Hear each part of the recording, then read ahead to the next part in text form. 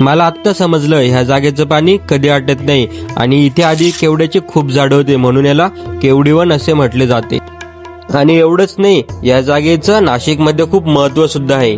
कोणी इथे आपले नवस फेडायला येतं तर कोणी येथील पाण्याने आपले अंग धुवायला येतं. आणि ह्या ठिकाणी आहे या म्हसोबांच्या बहिणी. ही जागा पाण्यालगत असल्याने इथे खेकड्यांची संख्या पण खूप आहे म्हणून इथे जाताना एकदा खेकडे पाहूनच जावे.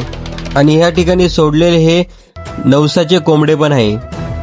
आणि हेच ते कुंड जिथे किती पण ऊन असलं तेव्हा पण याचं पाणी कधीच आटत नाही. आणि या ठिकाणी स्थित आहे केवडीवनाचे अधिपती म्हणजे म्हसोबा. आणि यांच्या खाली जे तुम्हाला खड्डे दिसत आहे येथील पाण्याचे खूप महत्व आहे. असे मानले जाते की हे पाणी खूप पावन आहे आणि ह्या पाण्याने आपण आपले अंग धुतले की आपल्याला कोणतं पण स्किन डिसीज होत नाही. मग तुम्ही कधी येता या ठिकाणी याचं लोकेशन मी आपल्या कमेंट बॉक्समध्ये टाकलं आहे.